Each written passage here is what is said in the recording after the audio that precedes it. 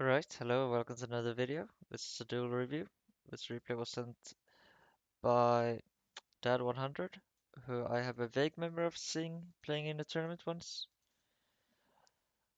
but I don't think we have a lot of major accomplishments. If we do, I'm sorry. Playing against Yameg, who I know a bit more about, very decent player, but same thing there, don't think we have any major achievements. So we are on the playing what appears to be Chaos Control. And what's a bit different about this review is that this game was also annotated by BarristanTheBold, is his Duel Book account on the Discord known as James400 or Mark MPS, going to refer to them as Barristan. And Barristan is great player. Observe win rate on Duel Book, observe win rate on the goodformat.com Discord ladder, strong tournament finishes, no tops that I know of, more of a ladder player.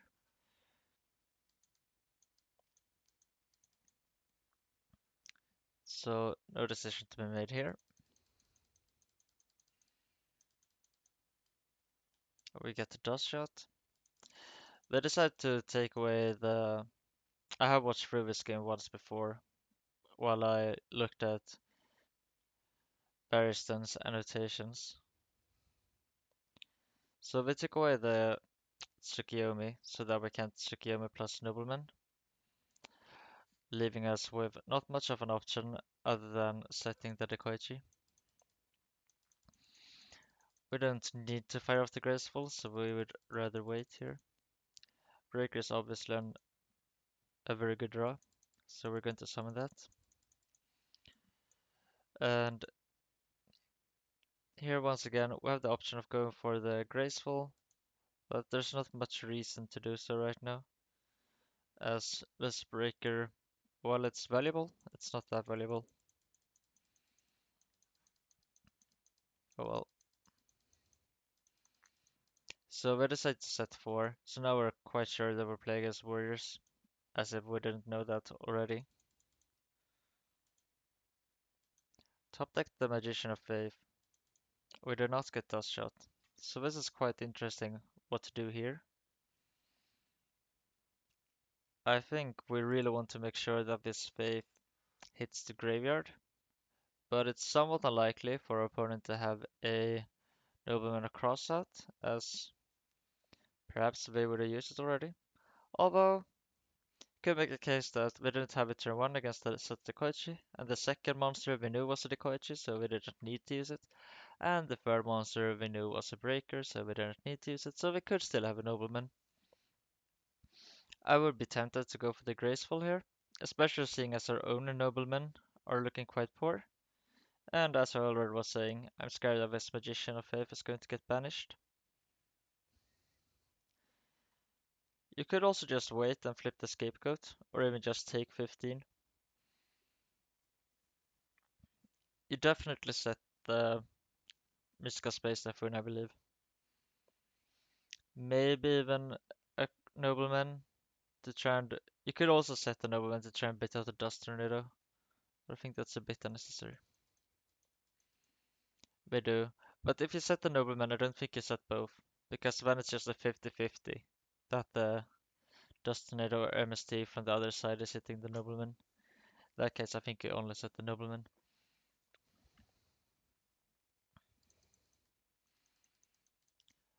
They would decide to take it. I'm not sure which is better. I guess taking 1500 is fine. We kind of want to save our Scapegoat until we're hit by a Kaiko or a Don Saluk, or a very large hit.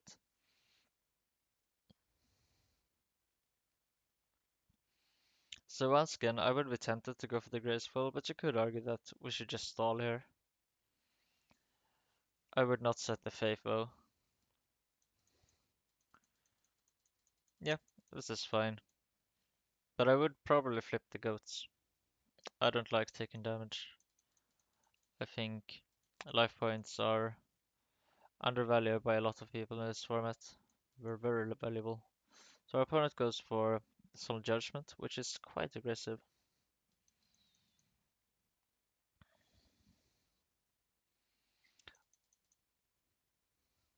So now we're down to 5,000, which is still plenty of life, but starting to dwindle down.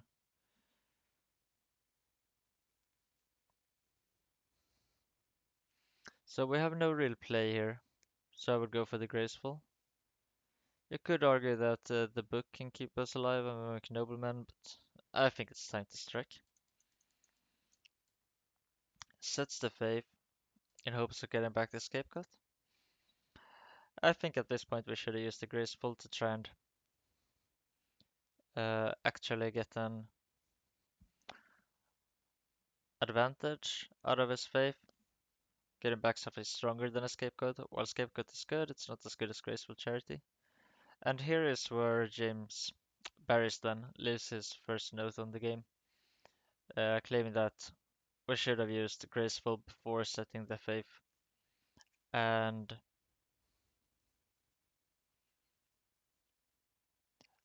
I second this and I agree with it, especially since we have this second nobleman across it in our hand that's pretty much dead, and so is Mr. Turn. Dad followed up with that they wanted to save the Graceful until we had Serpent or Thunder Dragon, which is fair, which is what you generally want to do. But seeing as these cards are close to being blanks, we're just as much discard fodder as a Thunder Dragon would be. Of course, not quiet, but you get the idea. So once again, we set the card, and this time it is hit by the Dust Tornado. And this is why, when you want something to be hit, you should only set one card, whilst if you want something not to be hit, you should consider setting two. But here I think it's fine just setting the book, because it's not a disaster either way, and we want to hold on to Nobleman across it and return for a Graceful, which I think we should have played there. So now we're in a bit of an awkward spot, as our graveyard is going to be demolished by this Kaiku, which is unfortunate. Goes back the Scapegoat, which I agree with. And now, while we were lucky enough for our Magician of Faith not to get banished by Nobleman Crossout, it still got banished by Kaiku, so we're in a bit of a tricky spot here. So now our opponent is threatening lethal damage, and thus I think we are forced to go for the Graceful Charity here. Because if we were to set the Scapegoat and it's hit by a Dust Tornado, or they flip a Solemn Judgment in response to the activation, we are dead. However, we could make a case that we can just activate the Scapegoat from hand. This is also what BarristanTheBold said, that we have to go for the Graceful here as we are too close to dying not to do it. It's not worth the risk of saving the Graceful in this scenario.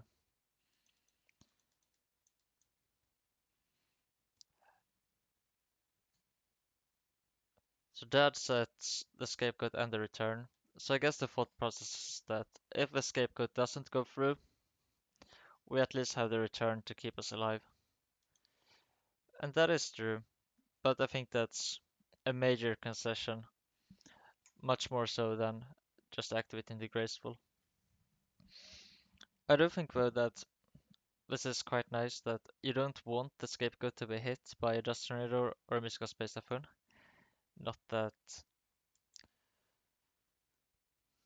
that is all too likely, seeing how these backers have been used. I still think that's nice that they want the Scapegoat to be safe, so we set 2 to make it a 50-50 if there was back row removal. I go for the duo. Seeing as we have the Scapegoat and we're pretty much relying on it to resolve, I think we get rid of the Chaos Sorcerer as we don't have any lights. And what the Scapegoat had to do with anything is that it makes this Metamorphosis that much stronger. This is very interesting from that. We decide to flip the MST before using the scapegoat, and this is only useful in one scenario, and that is if you think this MST could hit a solemn judgment. And seeing as our opponent likely has one judgment set, could have two, that's unlikely, could have zero, that's also unlikely. Most likely one. I think this MST seems a bit too narrow, unless we have a harder read. And Baristan asks Dad whether this was a read, and indeed it was. Dad had figured out that this back row was a solemn judgment. How they did it, I have no idea. But that's their claim at least. So that's a very nice shot. And now the scapegoat is going to resolve, I believe. So there you go. But now we can kind of see why this nobleman being set is a bad thing.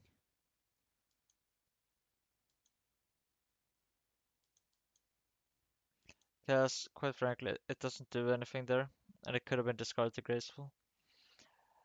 So now I believe we'll go for the metamorphosis and pray it works out. And here James notes that we should go for...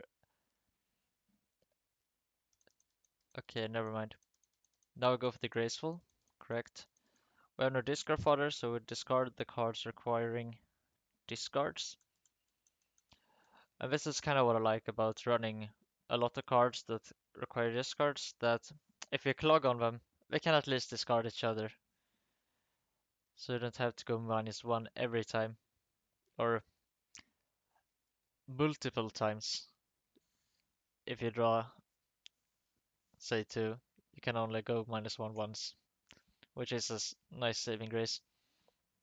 So we have to go for the metamorphosis. And it was here that James says we should equip the Deed War Lady, not attack, and then next turn crash into the Kaiku to unequip the Deed War Lady and then equip the Kaiku. And if they have, say, a Sakuretsu armor or such, we can flip the second TR at that point and equip the Kaiku. Dad does not see this line and equips the Kaiku instead.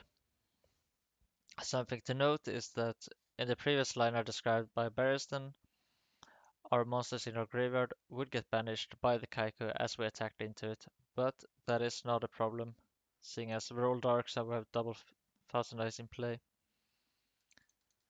So all of this was referring to the following turn. If we get to take our turn again with this board setup, that would have been a cleaner way to get rid of the second monster. As you can see here, that is forced to clear it using their Thousand Eyes. And now, rather than having a Thousand Eyes that would be equipped with a Deed of War Lady, along with having a set of Thousand Eyes, we now only have a Thousand Eyes that is not equipped at all. Far worse. So that was a slight misstep. Here we set the goats, I guess. Yep.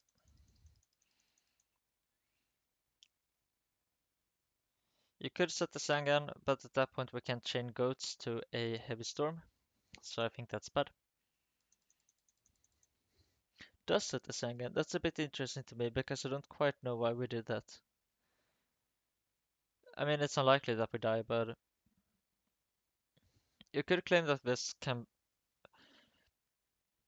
force out an awkward response from our opponent. There's a nobleman. Guess that's a fair trade. Not quite sure who's happy about that. We do have the return, and getting the Sangan banished is actually quite good for us. As now our trio here, Sangan, the Koichi, Magician of Faith, well, we're not looking very impressive. We do deal a combined 2700 points of damage, which is the exact life total of a Yami egg, which in turn means that it's actually quite nice to get our Sangan knocked there. So yeah, that was a nice play from Dad. I think that was kind of cool if that was their thought process. So we finally draw our Thunder Dragon. We should discard it here. So now it's an interesting choice here. do we Trio Summon Thunder Dragon, attack, and then plan to try and clear back row so that our return is going to be lethal?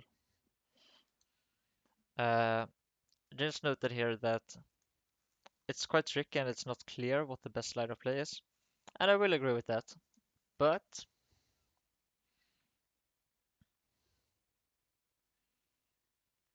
so it's also kind of cool, I think, because we're quite close to a deterministic win. Because let's say we go for Tribute of Thunder Dragon, play Metamorphosis, and go into Fiend Skull Dragon, which Barristan James does mention in their notes that that is a valid option. But at that point, we're still dead to Mirror Force, so I'm not sure if that's any good. The point is that if we were to Judgment the Metamorphosis, then we have the return, and the return is going to be lethal. But I think it's just a bit too risky to go for some Metamorphosis play here, and I believe that Bearson concludes that later on in the conversation as well.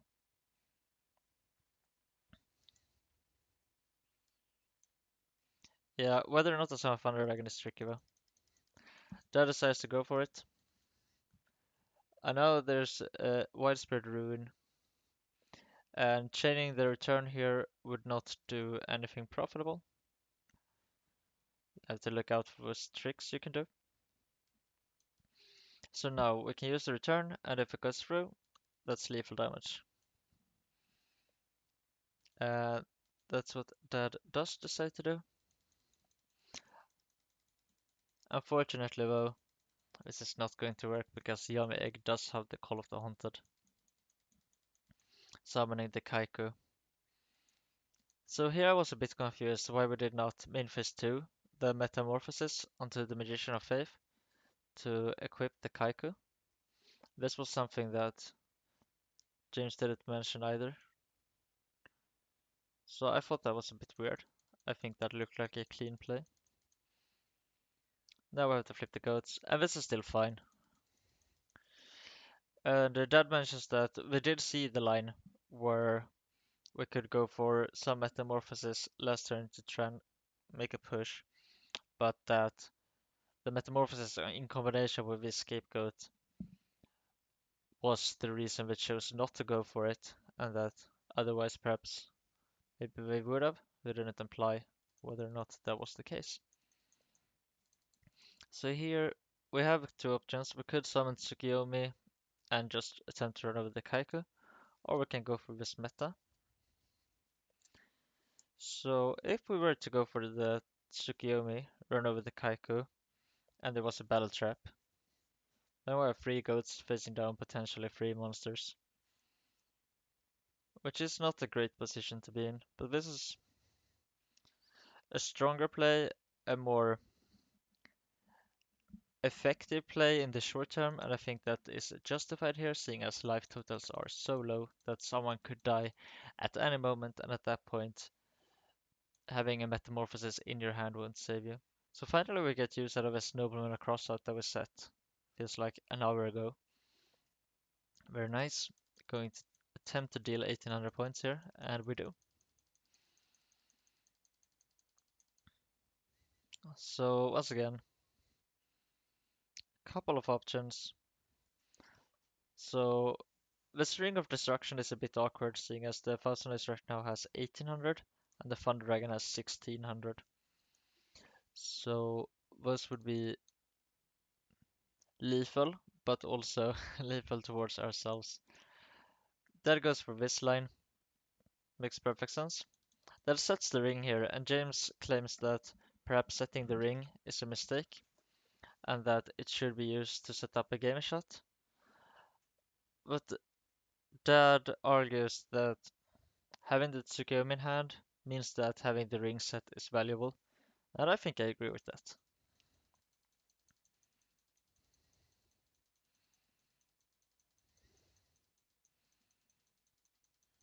Your opponent chains Trinity, and there was not a moment there to ring the Excel Force, as it is tributed as a cost, and we do not have any window of opportunity. We do not get priority anywhere between the summon and the moment the Excel Force hits the graveyard. So, we set the Faith, I assume. We could set Tsukiyomi. We could summon Tsukiyomi, claim effect, chain the ring, which might just win the game. But that is bad against Torrential, Judgment, Book. But it's not that bad against Judgment or Book, to be honest. Interesting. A safer approach would be to just set the Faith, and that's what that goes for. Yeah, I mean, going for that line plays into Torrential. I don't know. And here Yummy Egg snipes the ring before going for this line of play.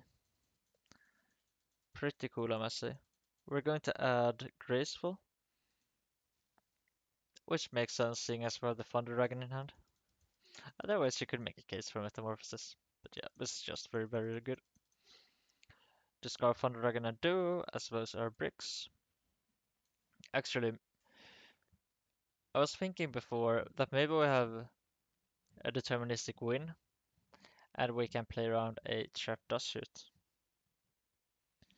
And this is quite cold from Yameg. We do have the Dust Shoot here, and we decide not to use it until after the Graceful Charity, giving us the opportunity to set a card before playing the Graceful, which we declined to do. So the obvious line of play is to discard the Thunder Dragon and the Delinquent Duo. You could make the case that our hand at this point is so good that we should go for discarding two cards that aren't Thunder Dragon, and then after the Graceful Charity has resolved, we have priority to use fast and or ignition effects, i.e. Thunder Dragon, which is a ignition effect, in order to deny our opponent the opportunity to use a Dust Shoot. But I don't think we have clear enough of a way to win from here. If we snatch Tsukiyomi Pilas, there are still combinations of cards we can lose to, such as Judgment plus Mirror Force. So yeah, goes for the logical line. We get Dust Shot, we lose our Pilas.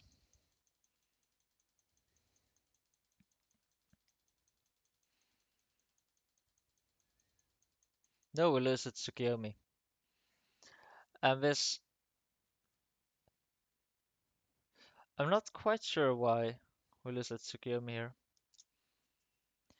Oh right, because we can't summon the BLS into the Kaiku. But what if we snatch the Kaiku? In that case, we have lethal except for one scenario, and that is when Yami Egg has the Mirror Force. So we go for the snatch steal, and indeed, they cannot stop it, because if they had a book or an MST or such, the BLS would have been lethal, and Yami Egg would have seen this line and would have taken the BLS instead. So in fact it is the Mirror Force, and Dad does understand this, and thus does not summon the BLS. Sets the Mirror Force, and now we're in a great spot, having Mirror Force and BLS ready, and there's a storm. Yami Egg admits defeat.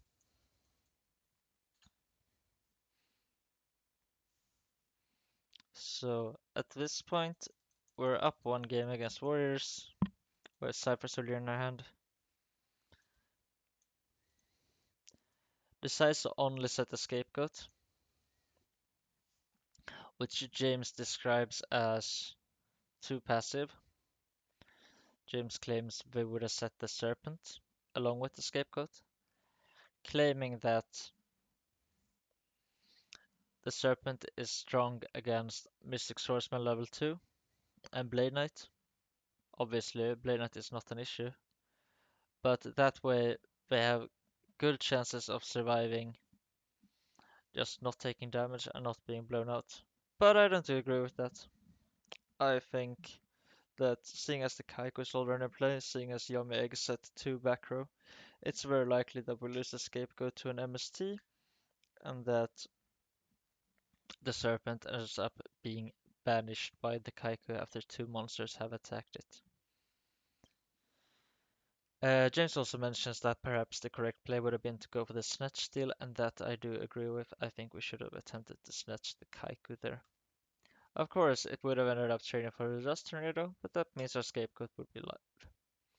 One reason why James is not that careful about their Serpent in this scenario is that we do have the scapegoat and we also have the Thunder Dragon. So we have Metamorphosis fodder in scapegoat and we have Disco fodder in Thunder Dragon. Thus, the Serpent is perhaps not as important as it otherwise can be.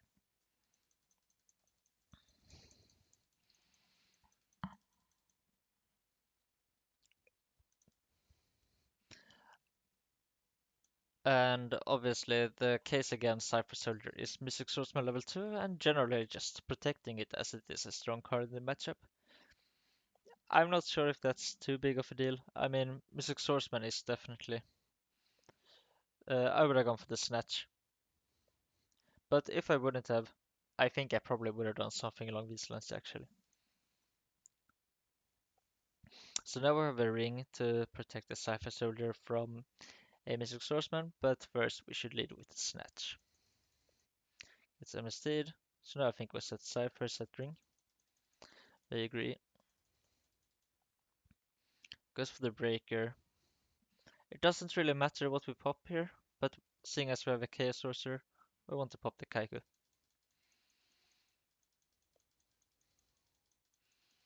They swing with the Breaker first, which is nice in 3 scenarios. If we had the Cypher Soldier, we take a lot less damage. Or if we have a Nidori or a Night Assailant, we would be encouraged to pop the Blade Knight, which probably, I'm not completely sure, but probably is preferable for Yameg, as that would ensure that the light attribute ends up in the graveyard. However, you could make a case that the Blade Knight's ability is relevant and valuable, and then perhaps swinging the other way around would be nice. But Cypher Soldier means that the Breaker does feel like the better option. Top deck Heavy Storm is obviously amazing. However, we do not have any darks. And this is a bit of an issue when you side in cards that do not have the dark or light attribute.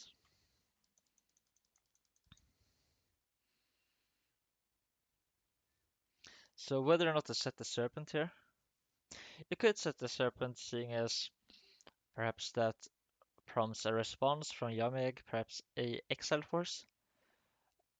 I don't think we should set the Serpent because there's no other response that we're really too happy about. And getting it knocked here means our future metamorphoses are that much worse. We get hit with the Swordsman, which is a small win, so that's a nice thing.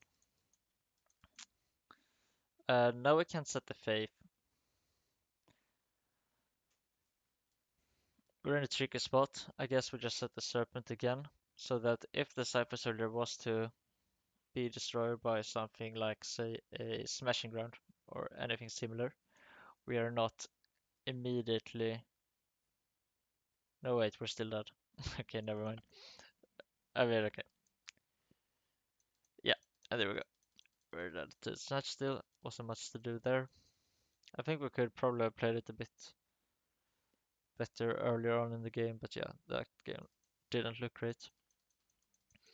Here Dad is going to set Mimic and Scapegoat, and me and James both agree that this is not the line we should go for.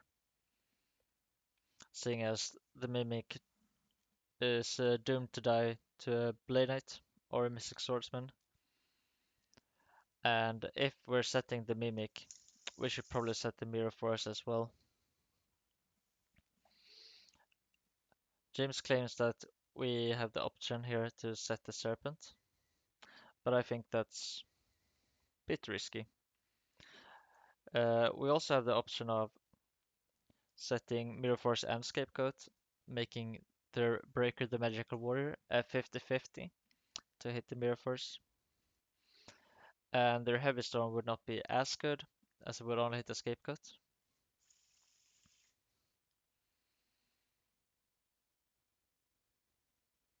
Yeah, it's interesting. I'm not quite sure what I would do. Probably I would set Mimic plus Mirror Force. And if there's a breaker, then fine. Whatever. That's okay.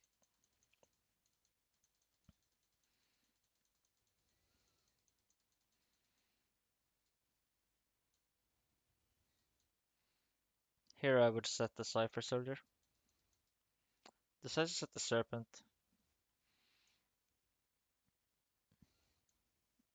and the Mirror Force. Yeah, setting the Mirror Force I do agree with. Seeing as we really don't want to get hit by a Kaiku or Dansalug. Dear War Lady is also a slight concern, seeing as we have the Serpent, which bears dimensions, but I don't think that's really a concern, since our opponent is never going to Rota for a Dear War Lady, as we would with a Mystic Swordsman or a Blade Knight. So, and even if we did have it, maybe they wouldn't even summon it, because they don't know that it's good. However, Nobleman is an issue.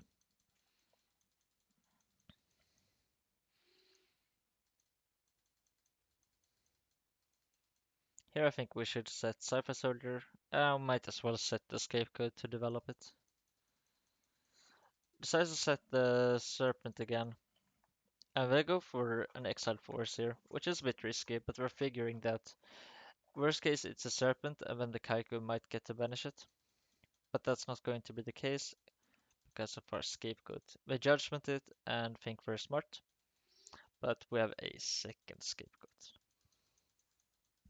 So at this point it's looking pretty good, I feel. We just need to survive by a bit more time and we're doing very well. And yeah, here the players are arguing whether or not Scapegoat can be activated after one has been negated. Scapegoat does have the text you cannot summon other monsters, but if it's negated, that text does not apply, which is common knowledge for us who play a lot of Goat format. Perhaps not intuitive for everyone though. So we could go for Tsukuyomi here, but I think it's so unlikely to work. But I don't really see a better play. I mean, we could set the Magician of Faith to bring back a Scapegoat, but that does feel a bit weak. Yeah, I would just sacrifice it to Tsukuyomi into a Battle Trap, useful for a later time. Decides to return a Scapegoat, which I think is a bit modest. But if you claim that we only need to buy time, then I guess. Well, we are sitting on quite a bit of air right now against our opponent's 4 back row. Now we get hit by a Dust Shoot, which is a bit weird.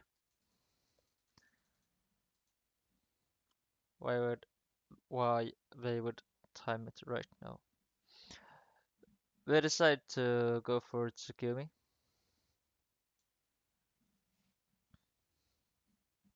which makes sense, both because it challenges the Kaiko and because it can be used later to enable a chaos play, which I guess is why Dad chose to hold on to the Tsukuyomi, not running it into Battle Trap, as it does have that utility later on into the game. So this I think is a bit interesting, because from Yamieg's point of view, our set monster could definitely be a Cypher Soldier. So I would have checked with the Kaiku, and then if it was a Cypher Soldier, the Grandmaster Sasuke could have cleared it.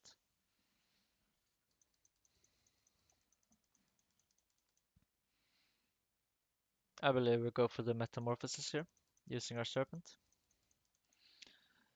Attempting to equip the Kaiku, because the Kaiku challenges the Cypher Soldier, while if the Cypher Soldier is in attack mode, the Ninja Grandmaster Sasuke actually is dominated. Here's the book. Unfortunate. So at this point, we could summon Cypher Soldier, run over the Ninja Grandmaster, and as the Kaiko attacks the Cypher Soldier, we book. I don't hate that line of play, but we haven't given them a single opportunity to use a Battle Trap yet. Not that we should be running too many copies after side, but we definitely could be, considering cards like Tsukiyomi. I think setting the Cypher Soldier would be wrong. Decides to summon it. I think this is fine. Seeing as we can't really get any other use out of it. And now I have Scapegoat and Book of Moon and double Thunder Dragon. Raigeki Rick is a really good draw that will let us clear the Kaiku. Now we added the Serpent and our opponent had a top decked Dust Shoot. Unfortunate, shit happens. I don't think we could have afforded to play around that.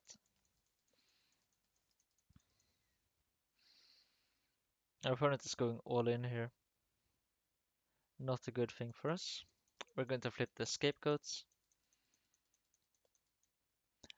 First, we attempt to pop the Kaiku. Doesn't matter what order we do this in, of course. Decides to take one wave of hits before flipping the Scapegoat, which means that we are more likely to have goats available for our top deck Metamorphosis that we might draw in 2 turns. I mean, that's fair. I could also make a case to eat 1 hit and then use Scapegoat. It's interesting. So, seeing as they were willing to go for an attack with all 3 monsters, perhaps they have a judgment, since they were not afraid of Torrential or Mirror Force. Of course, Mirror Force has already been used, and maybe they probably should have a read that their back rows are quite weak at this point. So that's not a necessity, but nevertheless,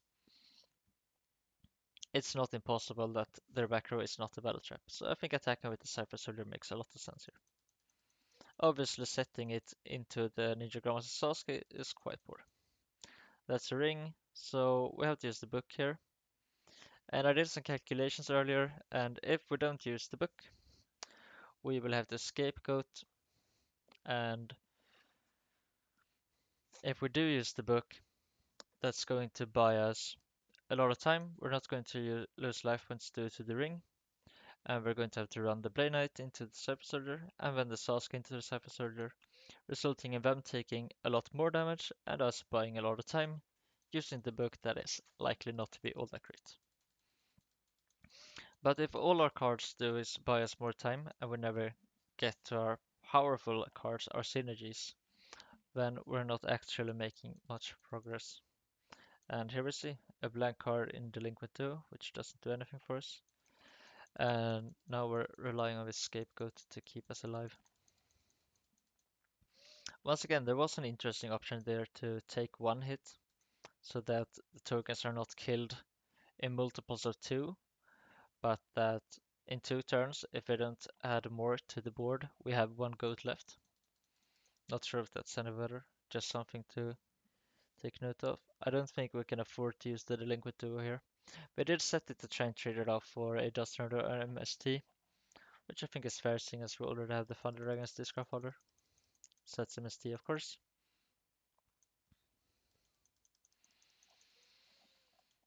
Yeah, here I think we can MST one of the back row, even if it is a chainable that hits with Delinquent Duo, that doesn't matter. Just to make sure that our ring goes through, as it's much easier to handle 1 threat than 2. Here we have to flip the ring. And now we're hit by the Sasuke. I'm very 200 life points, so this is not completely impossible.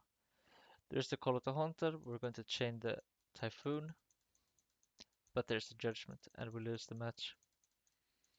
So I think this was a nice duel, and it definitely had interesting decisions. I hope I managed to remember everything that James said.